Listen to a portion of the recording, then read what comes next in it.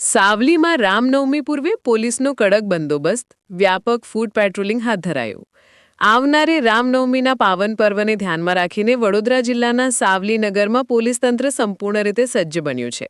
તહેવાર દરમિયાન શાંતિ અને કાયદો વ્યવસ્થા જળવાઈ રહે તે માટે સાવલી પોલીસ દ્વારા સમગ્ર નગરમાં વ્યાપક રીતે ફૂડ પેટ્રોલિંગ હાથ ધરવામાં આવ્યું છે. ડીવાયએસપી મિલન મોદીની આગેવાની હેઠળ પોલીસ ટીમો દ્વારા નગરના વિવિધ વિસ્તારોમાં સતત પેટ્રોલિંગ કરવામાં આવી રહ્યું છે. ખાસ કરીને સંવેદનશીલ વિસ્તારોમાં સઘન ચેકિંગ સાથે સતત મોનિટરિંગ રાખવામાં આવી રહ્યું છે, જેથી કોઈપણ પ્રકારની અનિચ્છનીય પરિસ્થિતિ ઊભી ન થાય.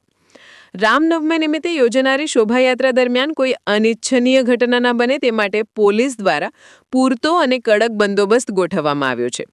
મહત્વના સ્થળોએ પોલીસ બંદોબસ્ત, ચેકપોસ્ટ અને દેખરેખ વધારવામાં આવી છે. સાથે જ સીસીટીવી મારફતે પણ પરિસ્થિતિ પર નજર રાખવામાં આવી રહી છે. સાવલી પોલીસ તંત્ર દ્વારા સ્પષ્ટ કરવામાં આવ્યું છે કે તહેવાર દરમિયાન દરેક પરિસ્થિતિ પર કડક નજર રાખવામાં આવશે અને કાયદો ભંગ કરનાર સામે કડક કાર્યવાહી કરવામાં આવશે.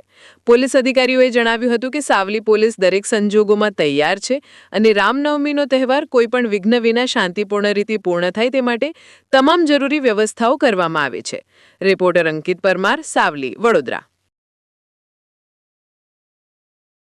આજ રોજ સાવલી પોલીસ સ્ટેશન વિસ્તારમાં સાવલી પોલીસ સ્ટેશન, ભાદરવા, મંજુસર તથા ડેસર પોલીસ સ્ટેશનના થાણાધિકારી, પીએસઆઈશ્રીઓ તથા પોલીસના તમામ સ્ટાફ સાથે સાવલી વિસ્તારમાં જે રામનવમી આવતીકાલે જે રામનવમીનો જે પ્રોગ્રામ છે એની અનુસંધાને જે રૂટ છે એ રૂટ પર પોલીસ દ્વારા તથા જીઆરડીના જવાન દ્વારા ફૂડ પેટ્રોલિંગ કરવામાં આવ્યું તથા એરિયા ડોમિનેશનની કામગીરી કરવામાં આવેલ છે.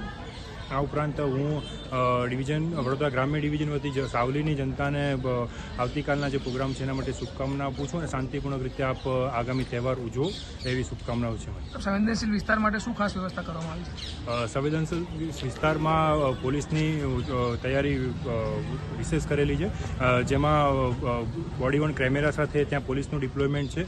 આ ઉપરાંત ડ્રોનની સાથે પણ પોલીસ સર્વેલન્સ કરશે. વિશેષમાં ડીપ પોઈન્ટ, ધાબા પોઈન્ટની પણ પોલીસે તૈયારી કરેલી છે.